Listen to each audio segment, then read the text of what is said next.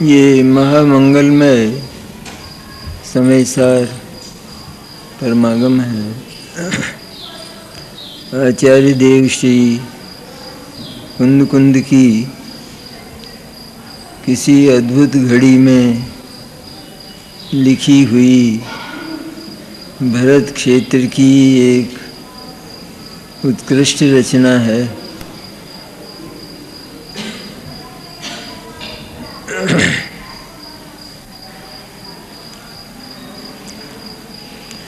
शुद्धात्म स्वरूप जो भगवान समयसार है, जगत का हर प्राणी भगवान समयसार स्वरूप है। हर प्राणी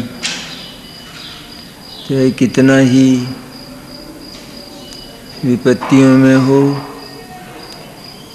अथवा कितना ही देवों की रिद्धियों के बीच में हो अथवा निगोद में हो या सिद्ध दशा में हो, लेकिन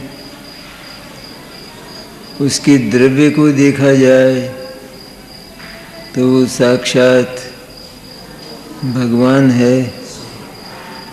उसी का नाम समयसार, उसी का नाम ज्ञायक। उसका प्रतिपादन करने वाली ये अद्भुत रचना हमारे हाथ आई, हमें मिल गई। ये कोई दुर्लभ चिंतामणि मिला। ये अनुभव भी जिनके हाथ में समयसार है उनको होता नहीं है। एक बार भी ऐसा अनुभव हो, चित्त में ऐसा उछाला आवे, ऐसा हर्ष हो चित्त में। चक्रवर्ती की संपदा एक और ये समयसार परमागम जो समयसार स्वरूप भगवान परमात्मा का वाचक है, प्रतिपादक है, मेरा प्रतिपादक है, मेरा यशोगान करने वाला है। वो परमागम, वो समय प्रावृत उस चक्रवर्ती की संपदा से अधिक वजनी है, अधिक मूल्यवान है, क्योंकि वह तो नष्ट होने वाली है। और इस समय प्रावृत ने, समयसार शास्त्र ने जिस समयसार स्वरूप परमात्मा द्रव्य की ओर हमें झुकाया, उसका वाचन किया, उसका प्रतिपादन किया, वह समयसार साक्षात सिद्ध परमात्मा के समान है। वर्तमान में सिद्ध दशा आगे पैदा होने वाली है।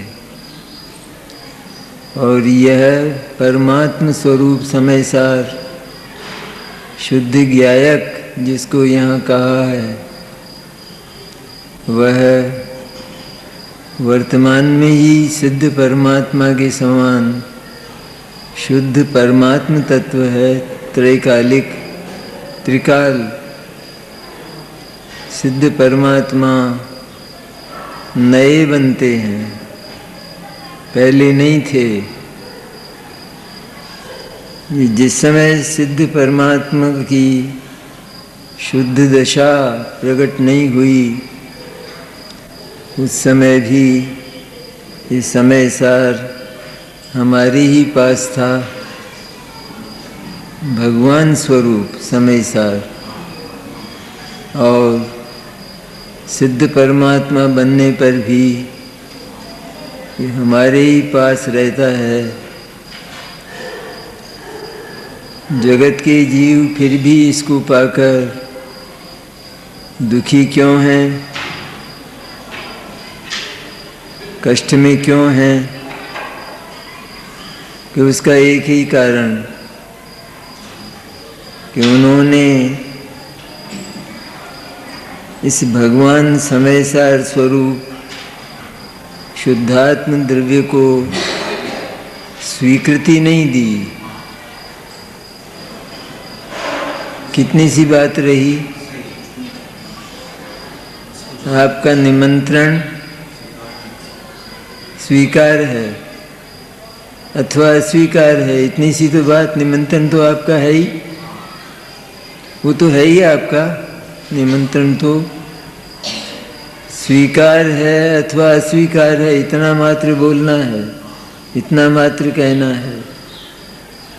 उसी तरह आचार्य कुंद कुंद के ये शब्द ब्रह्म भगवान सर्वज्ञ अनंत परमात्मा के वचन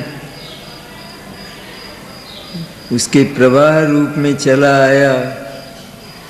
यह जो मंगल वचन है वह मंगल वचन साक्षात मंगलमय है, मंगलकारी है, मंगल करने वाला है। इसलिए ऐसा लगना चाहिए जीवन में यदि कुछ नहीं मिला तो नहीं मिला, रोटी भी नहीं मिली तो नहीं मिली, लेकिन समय सार मिल गया। ऐसा हर्ष और उल्लास के आंसू बह जाने चाहिए। अरे अनंत जीवन में जिसकी उपलब्धि हुई नहीं, अनंत जीवन बिताए मैंने, समय सार मिला क्या? नहीं मिला। आज मिला और इसका रहस्य खोलने वाले, देशना प्रदान करने वाले भगवान गुरुदेव भी मिले। गुरु भी भगवान होते हैं ना, क्योंकि भगवान स्वरूप आत्म तत्व को बताने वाले लोक में एकमात्र वही होते हैं। उन्होंने बताया, इस रहस्य को खोला। सारे समय सार का रहस्य केवल इतना कि तू शुद्ध ज्ञान और आनंदमय ज्ञायक तत्व है, परमात्म द्रव्य है तू। इसको स्वीकार करना अथवा न करना ये तेरे पुरुषार्थ पर निर्भर है, तेरी ही इच्छा पर निर्भर है सारा का सारा। इतना सारे समय सार का सार कि उसको स्वीकृति देना कि हाँ सचमुच ये किसी तीसरे व्यक्ति की चर्चा नहीं है, ये चर्चा स्वयं मेरी है। समय सार स्वरूप भगवान परमात्म द्रव्य मैं स्वयं ही हूँ और यह यशोगान उसी का हो रहा है। और कौन यश कौन गा रहे हैं कि भगवान अनंत परमात्मा जिनकी हम रोज़ पूजा करते हैं, जिनकी हम पूजा करते हैं, वे हमारे भीतर बैठे हुए भगवान समय सार की पूजा करते हैं, उसका यशोगान करते हैं। ये गौरव की नहीं है बात। अरे अपना यश कोई बता रहा हो, कोई बातचीत कर रहा हो अपने विषय में, तो हम दूसरे कमरे में भी चुपचाप जैसे कोई मगन हो रहे हों इस तरह से सुना करते हैं। और ये तो खुली घोषणा कर रहा है समय सार, तो खुला अखबार है जो आत्मा को भगवान कहकर पुकारता है, मेरे को भगवान कहकर पुकारता है। अरे मैं अपने को आज तक पामर मानता आया, अधम मानता आया, नीच मानता आया। मैं तो समय सार के पवित्र कुल का पवित्र जीव तत्व हूँ। ऐसी ये अद्भुत रचना है। उसमें प्रश्न का उत्तर देते हैं आचार्य। शिष्य ने प्रश्न किया, आपने जिस एकत्व विभक्त आत्मा की चर्चा की, मैंने शुद्धात्मा की, जो अपने से एकत्व स्वरूप है, अपना सब कुछ अपने में समेटे बैठा है। अपने से एकत्व स्वरूप मैंने, एकत्व और विभक्त मैंने, अपने में एकत्व मैंने, अपनी सारी निधियों को जो अपने में समेटे बैठा है और जिसको कोई छीन नहीं सकता। और विभक्त मैंने अन्य से न्यारा है, इसलिए अन्य का प्रवेश उसमें सदा काल निषिद्ध है। ऐसा जो निर्भय, निर्भार, निरापद आत्म तत्व है, वो आत्म तत्व भगवान कौन है, ऐसा हम लोगों ने प्रश्न किया। शिष्य ने प्रश्न किया, मैंने हम लोगों ने प्रश्न किया। तो आचार्य देव श्री कुंद कुंद उसका उत्तर देते हैं।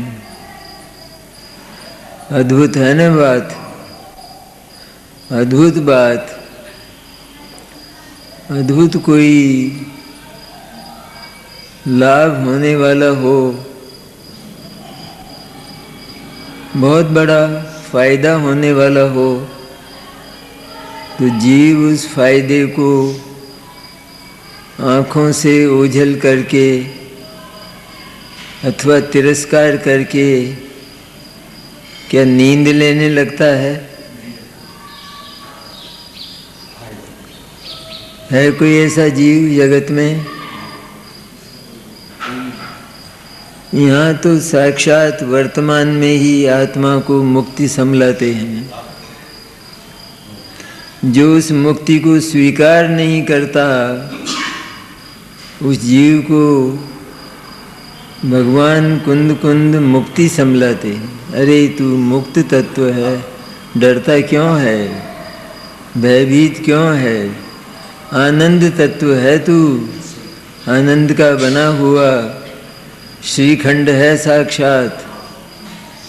इसलिए एक बार उसको स्वीकृति देकर उसका रसास्वादन कर ले। स्वीकृति मत, सचमुच भगवान मैं ऐसा ही हूँ ऐसा तो बोल उनके सामने, ऐसा प्रतिज्ञा वाक्य तो बोल, भगवान सचमुच मैं ऐसा ही हूँ, अब आज से ये बात छोड़ूंगा नहीं और दीनता और दरिद्रता की बात नहीं करूँगा।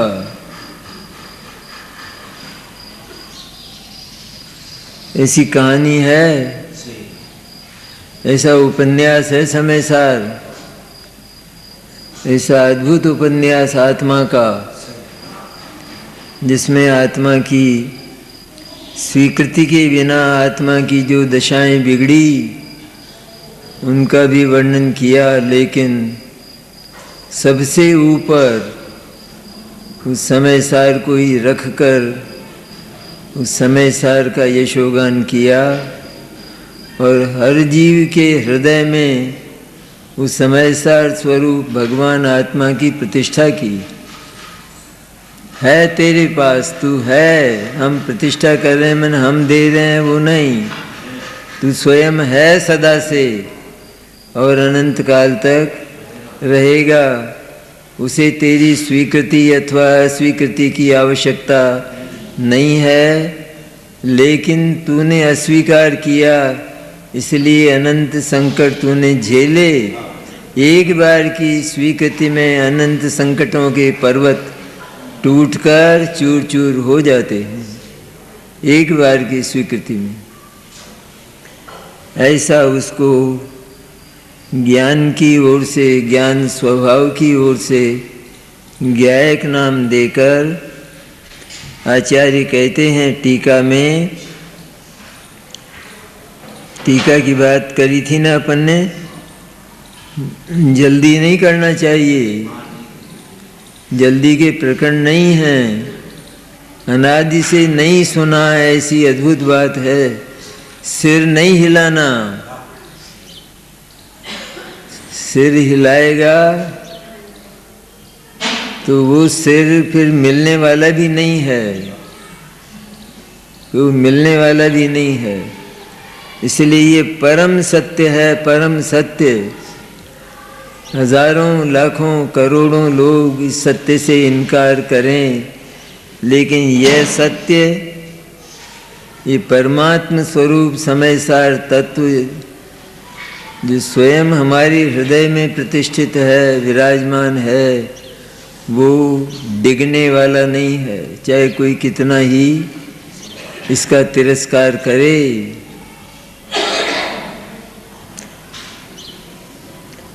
टीका में आचार्य कहते हैं, जो स्वयं अपने से ही सिद्ध होने से अनादि सत्ता रूप है, अपने से ही सिद्ध होने से, अरे उस पर किसी का एहसान नहीं, उसकी सत्ता पर।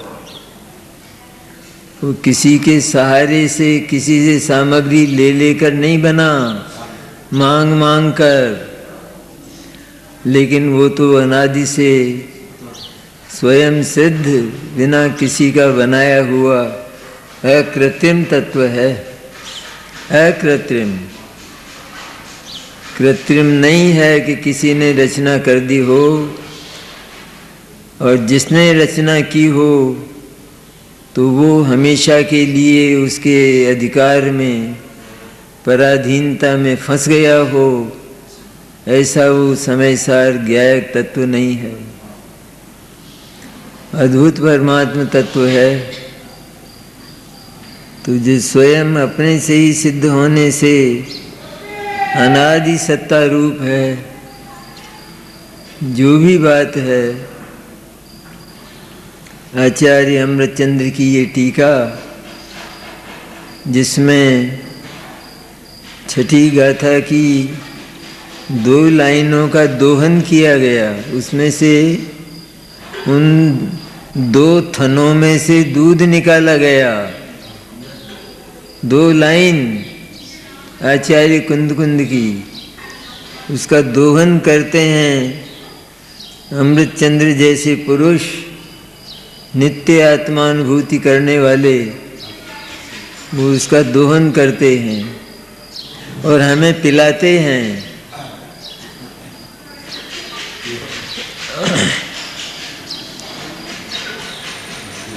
तो अपने से ही सिद्ध होने से, अर्थात मुझे किसी का अवलंबन और किसी का एहसान, किसी ने रचना की हो उस ज्ञायक तत्व की, ऐसा जगत में कोई ज्ञायक, कोई परमात्मा तत्व नहीं है।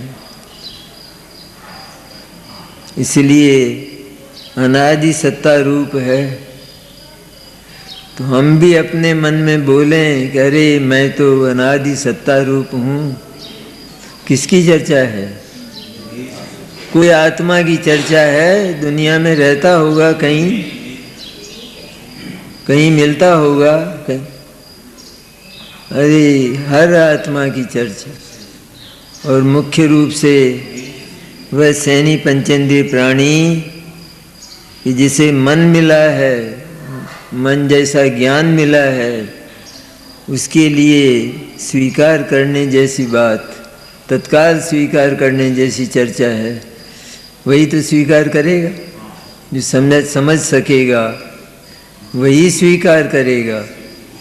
इसलिए मैं अनादि सत्ता रूप हूँ। अरे मैं अनादि से चला आया, पूरा का पूरा आत्मा, पूरा का पूरा ज्यों का त्यों, अनेक बीहड़ वन अटवियों में गिरने पड़ने वाला, लेकिन कभी भी मेरा एक प्रदेश भी नहीं खिरने वाला, ऐसा अनादि सत्ता रूप, अनादि से विद्यमान तत्व हूँ। तो हिम्मत आती है कि नहीं? बात करते ही अनादि सत्ता, किसको कहते हैं अनादि सत्ता? अरे जो सदा से ही है, किसी की रचना नहीं है, जो ऐसा अनादि सत्ता रूप हूँ। केवल सुनने की बात नहीं, लेकिन निरंतर निरंतर प्रतिक्षण हर घड़ी चिंतन का विषय है। और चिंतन के बाद तो निश्चित रूप में अनुभूति का ही विषय है, खाली सुनने का नहीं।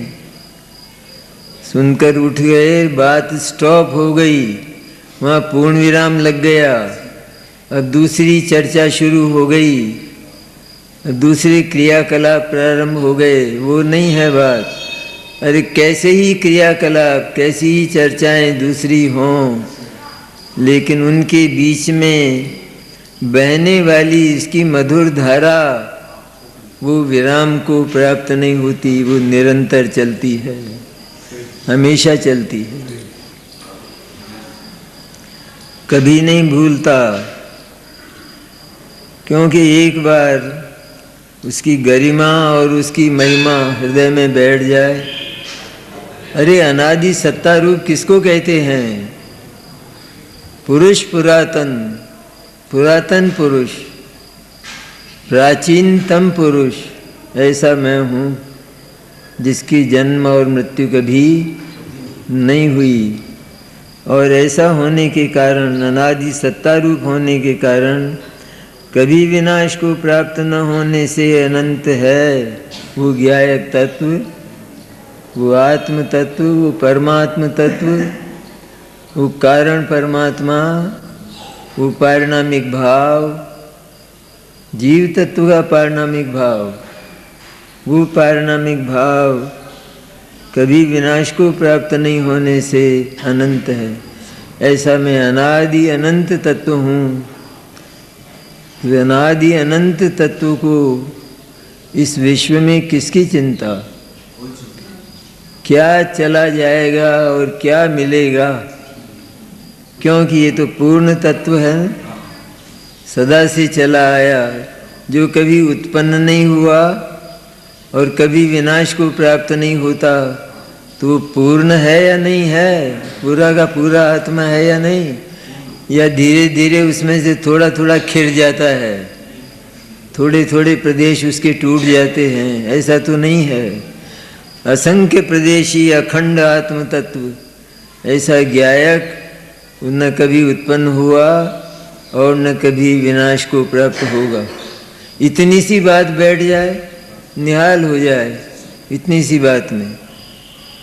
और नित्य उद्योत रूप होने से क्षणिक नहीं है, नित्य ही जो ज्ञान के प्रकाश से प्रकाशमान है, जिसका ज्ञान भी अनादि अनंत, उससे जो नित्य उद्योत रूप है, नित्य प्रकाश स्वरूप है, इसलिए वह क्षणिक नहीं है। कभी उसका जानना मिट नहीं जाएगा, जानने का कभी अभाव नहीं होगा, सदा ही नित्य उद्योत रूप, नित्य प्रकाशमान रहेगा। और स्पष्ट प्रकाशमान ज्योति है। स्पष्ट प्रकाशमान मैंने वे अंधे जगत के प्राणी जो ये कहते हैं आत्मा दिखता नहीं है। अरे दिखता है, लेकिन तेरी आँख जानबूझकर बंद है। ये जो स्पष्ट प्रकाशमान है ज्ञान से, जो ज्ञान निरंतर प्रति समय प्रवाहित है, चल रहा है, इस ज्ञान को तू जानता नहीं है। ये ज्ञान जानने में नहीं आता। मैं जानने वाला हूँ, ये जानने में नहीं आता। तो स्पष्ट प्रकाशमान हुआ कि नहीं? स्पष्ट रूप से जिसका अनुभव किया जा सकता है, जो स्पष्ट रूप से अनुभव में आता है, ऐसी स्पष्ट प्रकाशमान ज्योति है। कितना बेधड़क कहा है आचार्य ने। पर्यायों को एक ओर रखकर, सारी पर्यायों को, प्रमत्त और अप्रमत्त, सारी पर्यायें, सारी दशाएं बिल्कुल एक ओर। प्रमत्त दशाएं, मोह राग द्वेष की दशाएं, 28 मूल गुण, 13 प्रकार के चारित्र की मुनिराज की दशाएं, सब रागात्मक होने से ज्ञायक से भिन्न हैं और एक और हैं।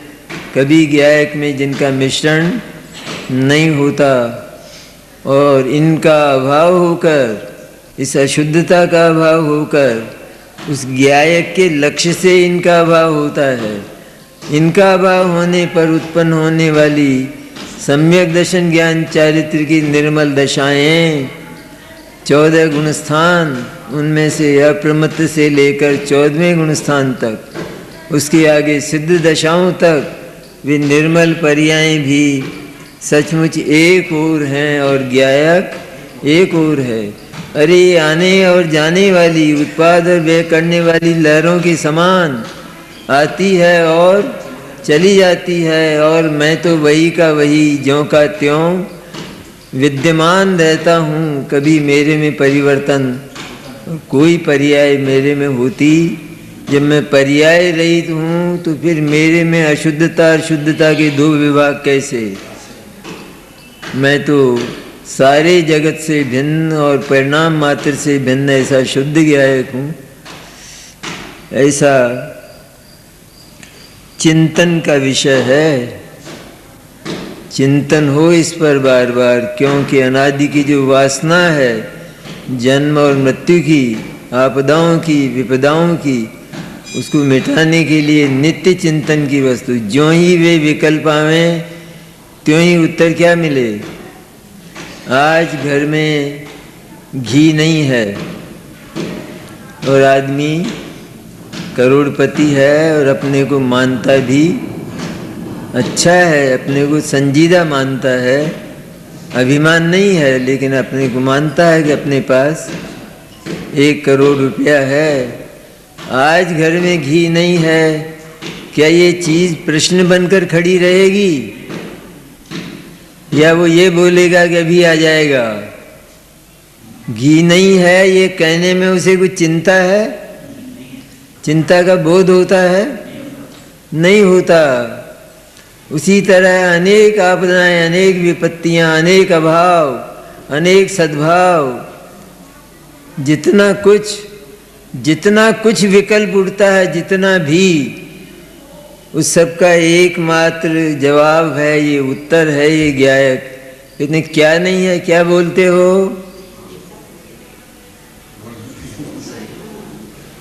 कहाँ है संकट? देखो तो जरा भीतर जाकर अपने आप को टटोलो तो सही कि तुम्हारी तिजोरी फायर प्रूफ है। घर तो जल गया लेकिन तिजोरी बिल्कुल सुरक्षित है और उसी में तुम्हारा सब कुछ रखा है। तुम्हारे माणिक मोती उसी में रखे हैं और फायर प्रूफ है वह तिजोरी, उसका कुछ बिगड़ने वाला। तो अभी बाहर किवाड़ खोले बिना ही क्यों रोते हो? एक बार किवाड़ खोलकर उद्घाटन करके तो देखो कि वो तो सुरक्षित पड़ी है। इस तरह हर विकल्प में क्यों? विकल्प माने रोना, हर समय का रोना, उस विकल्प का जवाब।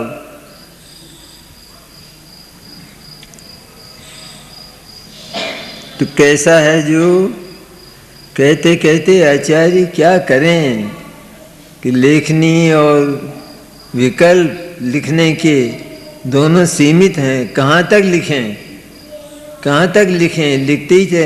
अरे भगवान केवली भी कहाँ तक बोलें और भगवान गणधर भी कहाँ तक लिखें, कहाँ तक रचना करें? कितना है ये ऐसा सागर है कि जिसका पार ही नहीं है, जिसकी था नहीं है, ऐसा सागर है ये। कहाँ तक इसके संबंध में कहा जाए? इसलिए आचार्य हमारी समझ में आ सके इतना लिखकर हमको कहते हैं कि अब ज़्यादा बात मत करना, अधिक विकल्पों से बस हो, इसके विकल्प भी मत करो, इसको चख लो एक बार, क्योंकि ये स्पष्ट प्रकाशमान ज्योति है, ये स्पष्ट पड़ा हुआ है। इसलिए एक बार इसका रसास्वादन कर लो। ऐसा जो ज्ञायक एक भाव है। कैसी अद्भुत बात लिखते हैं आचार्य। ऐसा ज्ञायक जिसको हमने यहाँ समय सार को ज्ञायक नाम दिया है ज्ञान की ओर से, क्योंकि ज्ञान के द्वारा ही उसका अनुभव होता है और वो ज्ञान स्वरूप है, ज्ञेय का रूप होता है उसका ज्ञान, सारे जगत के आकारों के रूप में होता है। तो ऐसा जो उसका ज्ञान है इसलिए हम उसे ज्ञायक नाम से पुकारते हैं। ऐसा जो ज्ञायक एक भाव है, बहुत वजनी है बात। ज्ञायक जो एक भाव है, जो एक भाव है, ज्ञायक एक सत्ता स्वरूप चीज़ है। एक भाव है मैंने, हाँ, कसर क्या रही हमारे जीवन में, अनादि जीवन में क्या बाकी रहा।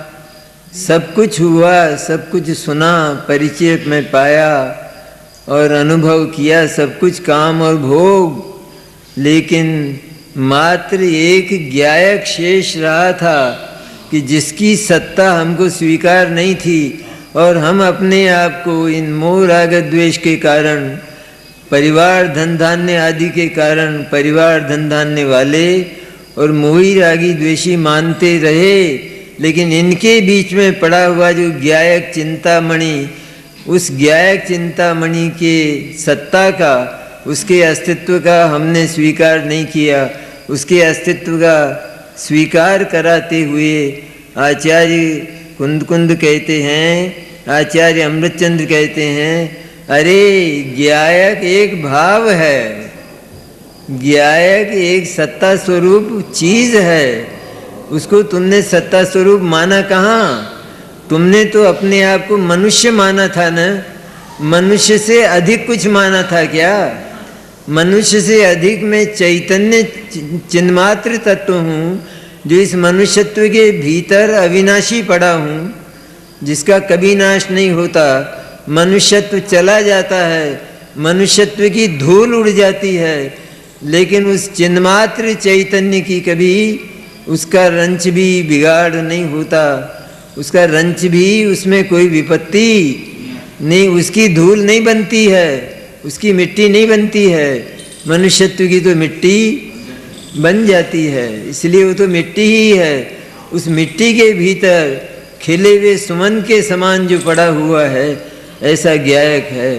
ऐसा ज्ञायक जो एक भाव है, सुनने की बात, समझने की बात, ऐसा ज्ञायक जो एक भाव है, एक भाव है, मैंने एक सत्ता स्वरूप चीज़ है। तुमने ये स्वीकार नहीं किया आज तक। आज तक कोई कमी रही तो केवल ये कमी रही कि हमने पर्याय मात्र तक अपने को सीमित रखकर पर्याय मात्र अपने आप को माना, लेकिन उस पर्याय के साथ जो ज्ञायक स्पष्ट प्रकाशमान ज्योति था, उस स्पष्ट प्रकाशमान ज्योति को उस अज्ञान के अंधेरे के से ढका हुआ होने के कारण हमने स्वीकार नहीं किया।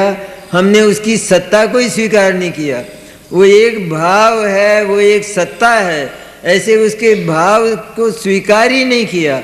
उसकी सत्ता को, उसके होने को, उसके अस्तित्व को हमने स्वीकार ही नहीं किया एक क्षण के लिए। अरे पर्याय से की ओट को हटाकर, पर्याय के इस तम तोम को तोड़कर, फाड़कर, और यदि और नीचे जाते तो ज्ञायक तो उस कीचड़ के उस मिट्टी के गड्ढे में नीचे रत्न राशि के समान पड़ा हुआ था। रत्नों की राशि, जिसमें अनंत गुणों की रत्नों की राशि पड़ी है, ऐसा ज्ञायक भीतर पड़ा हुआ था। ऊपर मिट्टी ही मिट्टी थी, ऊपर ये मोह राग द्वेष की मिट्टी। जगत के पदार्थ चारों ओर, ये कुछ नहीं करते लेकिन हैं चारों ओर। हमने माना इनको कि ये हमारे लिए बड़े दुखदायक हैं, बड़े कष्टदायक हैं, ऐसा माना हो भले ही, लेकिन जगत के पदार्थों के बीच और उस मोह राग द्वेष के कीच के बीच, या मोह राग द्वेष की वो जो धूल और मिट्टी है, उसके नीचे तह में, गहरे तह में, वो एक मखमल की डिब्बी में पड़ा हुआ हीरा था। उसको हमने स्वीकार, कहाँ है, यहाँ है तो मिट्टी मिट्टी है, यहाँ कहाँ हीरा हो सकता है। हम दरिद्रियों के पास हीरा कहाँ से हो सकता है?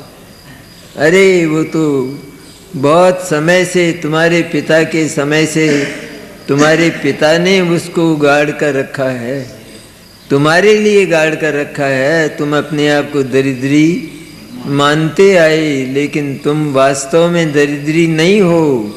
मानने मात्र तक तुम्हारी दरिद्रता की सीमा है, मानने मात्र तक। ऐसा जो ज्ञायक है उसी के लिए कहते हैं, देखो कि हीरा जो है उसके ऊपर बहुत मिट्टी, कंकड़, पत्थर, कोयले ये बहुत हैं उसके ऊपर, बहुत होने पर भी उसकी सत्ता हिलती नहीं है। उसकी सत्ता उस पृथ्वी के दह में, पृथ्वी की गहराई में सुरक्षित पड़ी है। वो कभी वहाँ से नष्ट हुआ ही नहीं, और अगर नहीं भी खोदा जाए तो नष्ट होने वाला नहीं है। लेकिन यदि पता लग गया है तो खोद ही लेना चाहिए, तो दरिद्रता का अंत हो जाएगा। वो तो दरिद्रता का अंत है ही, वर्तमान में पड़ा हुआ है सो, उसमें तो दरिद्रता है ही नहीं, लेकिन उसकी स्वीकृति मात्र से दरिद्रता का अंत हो जाता है। ऐसा जो ज्ञायक है वो एक भाव है, मैं एक भाव हूँ, मैं ज्ञायक एक भाव हूँ, एक भाव हूँ अर्थात मैं एक सत्ता हूँ। मैंने किया क्या आज तक कि मैंने अपने आप को क्षणभंगुर पर्याय जैसा तो माना, नष्ट हो जाऊँगा, मर जाऊँगा एक दिन, मनुष्य हूँ, न मालूम कहाँ जाऊँगा, क्या होगा, विपत्ति आ जाएगी, संकट आ जाएंगे, इत्यादि इत्यादि माना ना, ये सब माना। लेकिन इन सबके साथ में पड़ा हुआ जिसने कभी इनका साथ छोड़ा ही नहीं, ये साथ छोड़ते चले गए, ये जाते चले गए और आते चले गए, लेकिन वो एक रूप ज्यों का त्यों वही का वही रहा, उसने कभी इनका साथ छोड़ा नहीं। इसलिए वो इनके साथ में अनादि से पड़ा हुआ है। वो भाव स्वरूप, सत्ता स्वरूप ज्ञायक तत्व, उसको मैंने स्वीकार नहीं किया और अपने आप को उसे भुलाकर दरिद्री माना। मानते हैं लोक में दरिद्री, नहीं मानते अपने को। ऐसी बीतती है घटनाएं कि नहीं बीतती, घटनाएं बीतती हैं कि नहीं लोक में। अरे घर में बहुत गड़ा हुआ हो लेकिन व्यक्ति को पता नहीं है, और जब पिता का मित्र उसका परिचय देता है तो वो उछल पड़ता है बिना खोदे ही उसे उसकी सत्ता का विश्वास हो गया, क्योंकि यह परम कृपाल, परम हितैषी है, ये मेरे पिता का परम मित्र है, इसलिए मेरा परम हितैषी है, इसकी बात कभी झूठ नहीं हो सकती। इसी तरह भगवान कुंद ऋषि वो हमें उस ज्ञायक को वरदान स्वरूप समझाते हैं। लो ये संभालो, तुम्हारे मोह राग द्वेष के कीच के बीच में पड़ा हुआ ये हीरा, संभालो इसे, एक बार इसे स्वीकृति दो, तुम अनंत काल के लिए निहाल हो जाओगे। ऐसी स्वीकृति मात्र चाहते हैं और कुछ नहीं चाहते। ज्ञायक में कुछ धरना हो, निकालना हो, तो ये गोरख धंधा नहीं बताते हैं कि तुम्हें आगे जाकर इतना व्यवसाय और करना पड़ेगा, आगे जाकर इतना काम तुम्हें इस चैतन्य परमात्मा में, समय सार स्वरूप शुद्धात्मा में, ज्ञायक में इतना काम तुम्हें और करना पड़ेगा। ये अनादि से कीचड़ में पड़ा है तो इसे धोना पड़ेगा, इसमें कुछ जोड़ना पड़ेगा, कुछ नहीं करना पड़ेगा। वो तो निर्मल पवित्र ज्यों का त्यों पड़ा है। ऐसा पवित्र ज्ञायक, उस पवित्र ज्ञायक का क्या हुआ है तो वो भाव स्वरूप होने पर भी उसके भाव को अर्थात उसके अस्तित्व को हमने स्वीकार नहीं किया। ज्ञायक जो एक भाव है, इतना तो खिला हुआ मुंह, खिला हुआ क्या मिल रहा है, निधि संभला रहे हैं, कुंद वरदान दे रहे हैं, वरदान। तेरी मौत होती नहीं कभी, क्योंकि तेरा जन्म हुआ नहीं, होती नहीं कभी, तू अनादि अनंत अविनश्वर तत्व है। ऐसी बात करते हैं। तो ज्ञायक जो एक भाव है, ये याद रखने की लाइन, ज्ञायक, मैं एक भाव हूँ, मैं सत्ता स्वरूप अस्तित्व स्वरूप वस्तु हूँ मैं, ऐसा भाव, वो एक भाव है। और यही स्वीकार नहीं किया। क्यों याद दिला रहे हैं आचार्य? क्योंकि उसको स्वीकार अनादि से हमने उसको स्वीकृति, उसको माना ही नहीं। माना केवल इतना कि मैं मनुष्य हूँ, मैं देव हूँ, मैं नारकी हूँ, मैं रागी और द्वेषी हूँ। जो क्षणों में जो बादल हैं, बरसात के बादल अथवा शरद काल के बादल, उन शरद काल के बादलों की तरह से विलीन हो जाने वाली मनुष्य पर्यायें और मोह राग द्वेष के भाव, ये सब नष्ट हो जाने वाले भाव, ऐसे नष्ट हो जाने वाले भावों जितना हमने अपने आप को माना, लेकिन उस स्थायी ज्ञायक भाव जैसा अपने को नहीं माना। मैं स्थायी ज्ञायक हूँ, भाव स्वरूप, उस भाव को, उसकी सत्ता को स्वीकार किया ही नहीं। केवल पर्याय की सत्ता को स्वीकार किया, लेकिन द्रव्य जो ज्ञायक है, शुद्ध परमात्म तत्व, उसको स्वीकार नहीं किया। तो एक भाव है, वह संसार की अवस्था में, ये बात आगे करेंगे हम।